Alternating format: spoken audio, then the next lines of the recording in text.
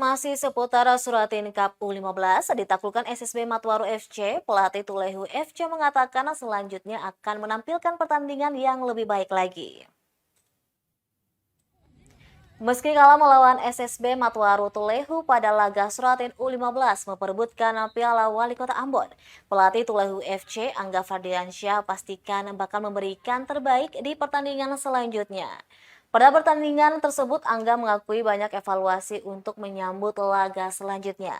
Harapan untuk anak-anak tim Tulehu FC oleh sang pelatih agar selalu optimis.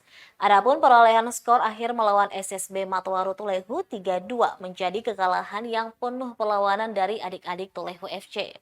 Lokasi pertandingan yang memperebutkan Piala Wali Kota Ambon ini di lapangan Lea Selan Tamal 9, Halong, Kota Ambon.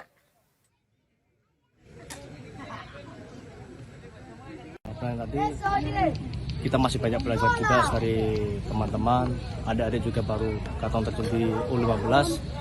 Mungkin ke depan adik-adik kita itu dari Tulehu bisa belajar dari kekalahan kita ini untuk menjadi yang terbaik di masa depan. Amin.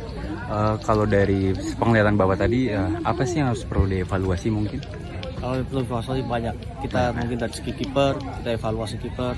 Nah juga kita kemarin ada sedikit kecolongan untuk masalah administrasi. Kita sudah punya kiper yang ini. Secara ini kekalahan ini non teknis saja. Mungkin kita tim sudah bisa kita strategi latihan kita sudah terapkan, tapi dari kemudian kita mau main seperti ini saja. Oke, mungkin ada harapan buat anak-anaknya ke depan? Harapannya lupakan kekalahan hari ini, sore ini mungkin selanjutnya lawan Wasarinsa kita bisa mencuri poin lagi. Oke, terima kasih banyak Pak. Terima kasih sudah nonton.